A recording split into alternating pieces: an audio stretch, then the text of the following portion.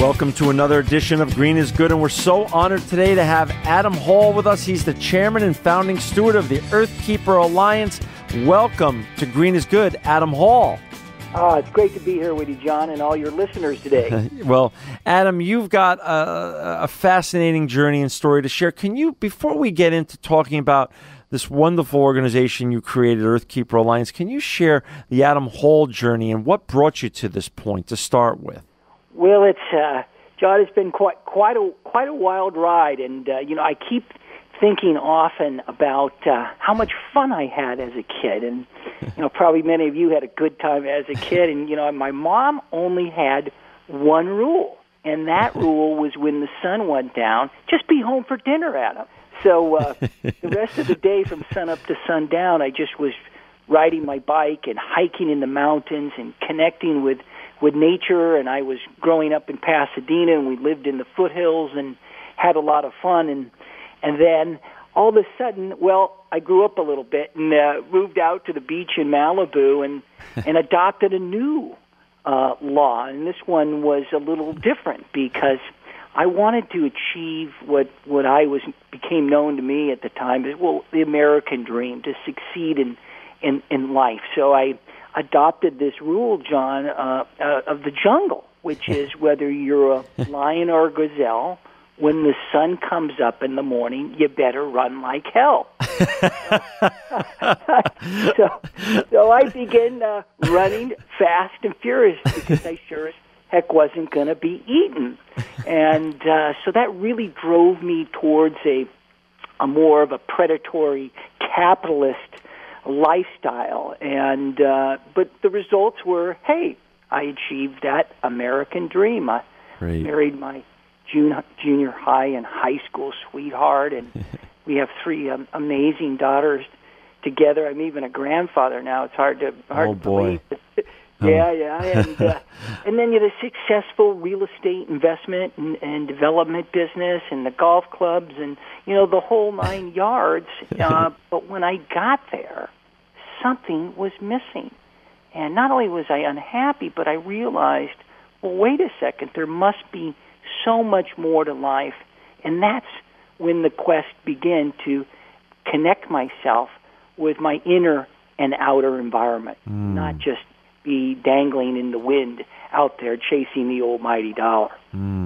That's interesting. So then, talk a little bit about the epiphany and the sea change within you to go do more and to go do different. Well, that's it. That's well said. More and different, and really to essentially what at the moment that sea change began when I was driving down the Pacific Coast Highway in Malibu going to work. Of course, the sun was coming up, and I was on a phone call with an investment banker on Wall Street closing a very large loan transaction for one of my real estate deals. And in a moment when the banker said to me, John, he said, we have a problem here with your loan, and I just exploded with just anger and frustration. A lot of us have these frustrations with the Wall Street types, but this one was particularly unique. And then this dog ran in front of my car, and I ended up having to slam on the brakes and reach for the Tums, and I realized this wasn't the life I wanted to live. And I really, really set out on a quest out into the world, out into the nature, out into the wild to get the kind of answers that I was seeking, which are, I think, a lot of answers people ask, who am I? How can I serve? Where my gifts can be applied? And ultimately, out in the woods and out in the wild, so to speak, I found the preservation of myself and the power of nature to really help save myself and also to connect me into the greater capacity and the greater good of this great earth we're on. And for our listeners out there who just joined, we've got Adam Hall on, and if you want to see the great work he's doing, please go to www.earthkeeperalliance.com or earthkeepermovement.org. You are in the woods, you then created this organization, and you also wrote a book, The Earthkeeper, Undeveloping the Future. Can you explain both the creation of this great organization and also the genesis for writing the book, and how has it gone since you've created the organization and written the book? Well, yeah, sure. Yeah, and the best point to kind of connect with that is it's like, well, what do we do when we realize our greater calling? Yeah. And how do we become of greater service and more purposeful in our life? And those were the questions that I was asking, and those are the answers that I received as I went into the jungles of South America, or into the mountains, or into temples and whatnot around the globe to connect with, fabulous, beautiful places on this planet. Not only that were symbols of great mythology or great wisdom, but represented the beauty of nature and the power of nature. And when that time came to be back really into effectuating change in the world and showing up in the world, it was, well, how can I take 20-something odd years of real estate experience, but do something with it in a way that could really effectuate a greater good. And that's when I adopted that triple bottom line of, it's not just profits, it's also about people and planet. Right. And if we can be purposeful in that, maybe that's like the quadruple bottom line, purpose, people, planet, and profits. Yeah. You can put those four things together, then something could effectuate a greater result and greater change. So I ended up coming up here in the central coast of California and acquiring a ranch, a coastal ranch, and begin to steward that. And begin to recreate the biodiversity there, effectuate conservation easements and preservation programs for the land, and then that resulted in a less of a development, less intensity that could ever happen on the property. We began a permaculture garden, and hence that was the birth of the Earthkeeper Alliance. And out of that grew the Earthkeeper, the book that I just published, called Earthkeeper Undeveloping the Future. So our message is really about undeveloping our future, not developing our future. So we've been out doing a couple of projects around the country to undevelop the land. That's so interesting. So can you give a little glimpse of what does that really mean, undeveloping the land, and then also go back and share with our listeners the core mission of the Earthkeeper Alliance? Yeah, well, the core mission of the Alliance is to take wild spaces, large tracts of land that are slated for development. In other words, they have entitlement and development rights. They may build homes there or golf courses or hotels and these type of intensive developments, and scale back the development right to a more compatible level, to a level that meets the demand of the community, but also doesn't doesn't become overbearing on the land. So we undevelop the entitlement. Instead of developing out a project, we scale it back and conserve it in perpetuity. Fascinating. And that's really the mission, and that's what we've been up to around the country. Can you talk a little bit about what you mean by the terms that you've created, impact investing, and as you just mentioned, the quadruple bottom line of profits, people, planet, and peace? Yes, and absolutely. And impact investing is a very exciting arena because it offers an alternative to traditional investing. And traditional investing is purely profit motivated. And what impact investing is doing, it's really saying, well, we're going to invest in your water company, or we're going to invest in this environmental project, or we're going to invest in poverty, but we're going to invest in a way that has the greatest impact. not just to generate dollars back to us, but how does that affect the community? How does it affect the people on the ground where that investment takes place? So it looks at, is it creating jobs? Is it helping with abject poverty, for example? And then it'll also look at what kind of impact would that have on the land? What kind of imprint is it really leaving? Is it creating more carbon and pollution, or is it really creating more greener and more sustainable type of technologies? So those kinds of things are taken into consideration when we look at impact investing as compared to just looking solely at profits. And it's a very purposeful type of investment strategy, and I'm pleased to share with you, John, that and all your listeners, that this is really an exploding space, and there's a lot of capital flowing into this space. Matter of fact, J.P. Morgan came out with a study recently that said over $500 million is flowing into impact investing. So there's good things happening around our investment world as well. Adam, so you're what you're really saying, if I'm hearing you correctly, is that as a recovering capitalist, which is what sounds like what you really are, and that's okay. There's no shame in that. You can really merge in the sustainability in the green world, the goal of making money, but also doing good for the planet and the earth as well. Yes, you can. Okay. And as a matter of fact, I became a B Corp, which is a benefit corp, this last year, John. I'm also a member of 1% for the Planet.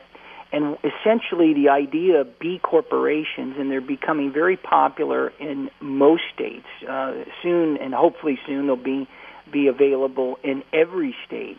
But that allows companies to have, as part of their governance provisions, to do things that are about things other than the environment. And it actually is a dictate of the corporate mission to do things that will benefit people and planet. So we're seeing more of that, and the fact of the matter is that at the end of the day, there's greater good and greater value in companies that actually employ this type of quadruple bottom line, because their greatest assets have always been said are their people. Well, there's a great value to that, not just a one-line sentence. Right. And their greater assets are also in the land or in the places they operate their business, and to not effectuate more pollution and you use more sustainable type of efficient type of technologies in their businesses. So there's ways to look at this and put this together where it's becoming very powerful and making a difference, and we're starting to see it. So I'm excited to share that news. Adam, do you feel hopeful from where you sit today and the journey that you're on about the Earth and the future of the Earth and the sustainability of the planet that we all get to enjoy? I do, very much so, and it's a little bit different, I think, than what the main mantra is out there. Obviously, a lot of folks are fairly pessimistic about it, yeah. And there's a lot of reasons in data and science of reasons that do make for a lot of concern, and it shouldn't be that we should not address these issues. But my optimism comes from, John, the what I refer to as the internal flame, because we have the environment is both, the total environment is both the outer and the inner environment.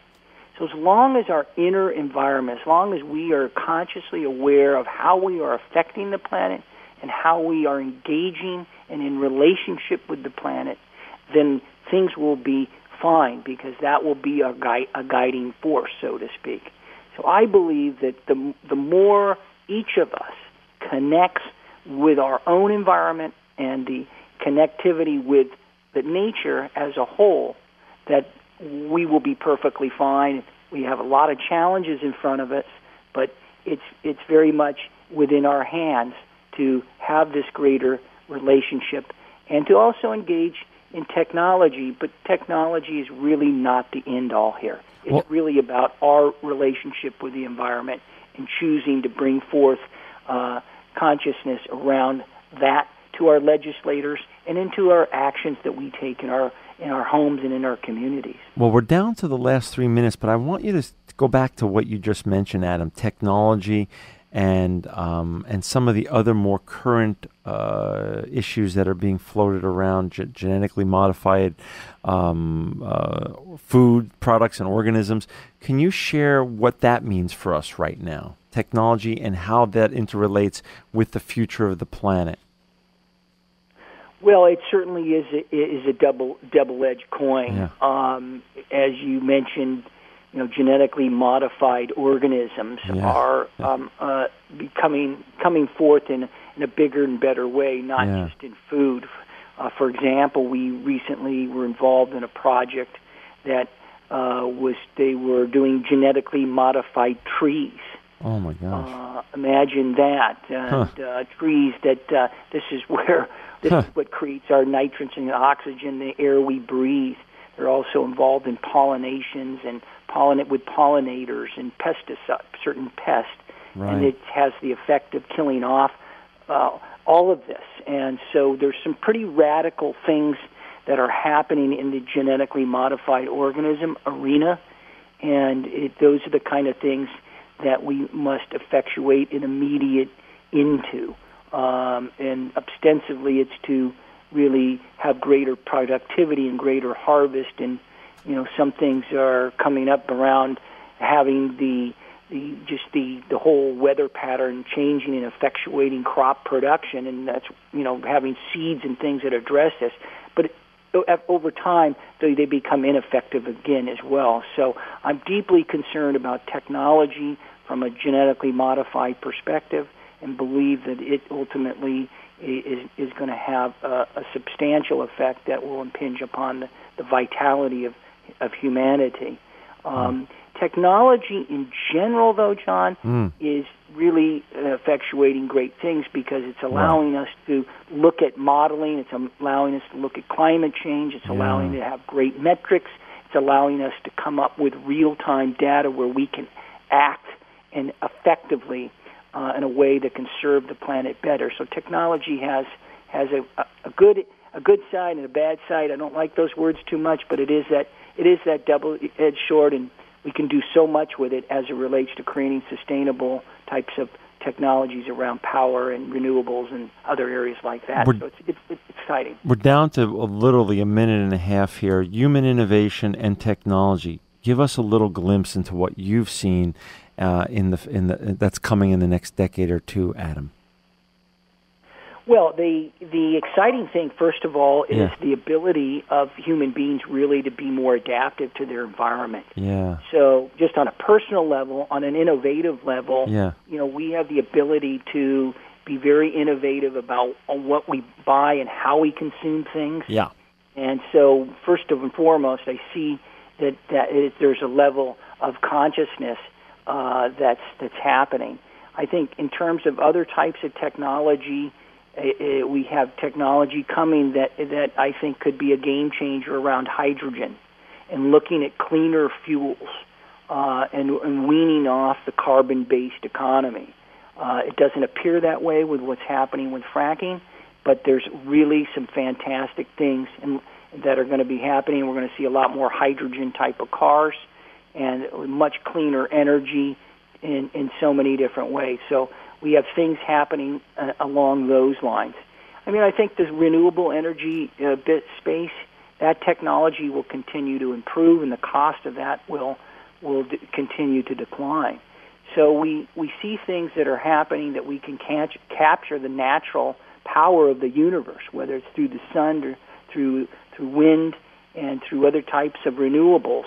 So technology is really helping us dramatically in those ways. But there'll be some other things that I think that will be the real game changers.